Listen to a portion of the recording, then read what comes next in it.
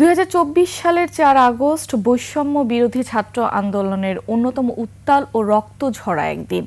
সেদিন পাবনা শহরে ট্রাফিক মোড়ে আন্দোলনরত ছাত্র জনতার ওপর সশস্ত্র হামলা ও নির্বিচার গুলি চালায় তৎকালীন শাসক দল আওয়ামী লীগের নেতাকর্মীরা।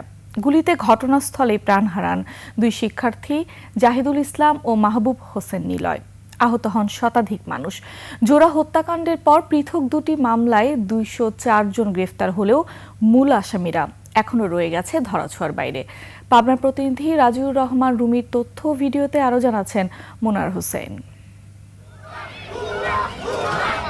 ২০২৪ সালের ৪ আগস্ট সকালে পাবনা সরকারি এডওয়ার্ড কলেজ ও পাবনা বিজ্ঞান ও প্রযুক্তি বিশ্ববিদ্যালয়ের হাজারো শিক্ষার্থী জড়ো হন শহরের আব্দুল হামিদ রোডের ট্রাফিক মোড়ে। মুহূর্তেই স্লোগানে মুখরিত হয়ে ওঠে পুরো শহর।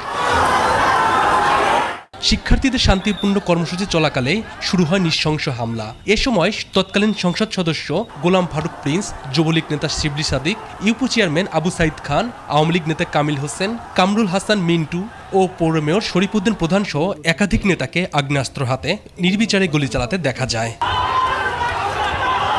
আন্দোলনকারীদের গুলিতে ঘটনাস্থলে নিহত হন দুই শিক্ষার্থী জাহিদুল ইসলাম ও মাহবুব হোসেন নিলয়।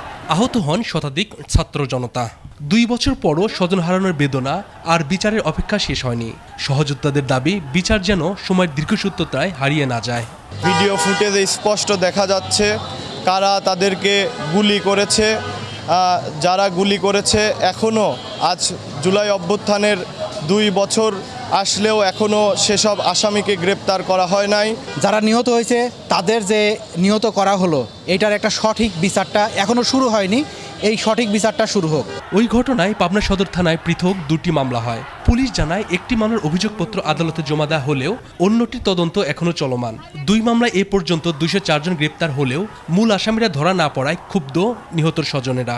আমার ভাই পলিটেকনিকে পড়াশোনা করতো, তিনি জুলাই আন্দোলনে নিহত হয়েছেন। আমি চাই তার সুষ্ঠু বিচার হোক। প্রত্যাশার প্রথম জায়গায় হচ্ছে আসামিগুলোকে ধরা, শাস্তির আওতায় আনা। এর কোনো কিছুই তো এখন পর্যন্ত বাস্তবায়ন হয়নি। যদিও তারা বলতেছে কিছু আসামি ধরা হয়েছে, আসলে উল্লেখযোগ্য হারে বা উল্লেখযোগ্য যে নামগুলা যারা হচ্ছে মানে সরাসরি যারা হত্যার সাথে জড়িত তাদের কাউকেই ধরা হয়নি। শহীদ জাহিদ ও নীলয়ের আত্মত্যাগের যথাযথ মূল্যায়ন হোক বিচারের মধ্য দিয়েই, এমনটাই দাবি পাবনার মানুষের। মুনওয়ার হোসাইন, 21 টেলিভিশন।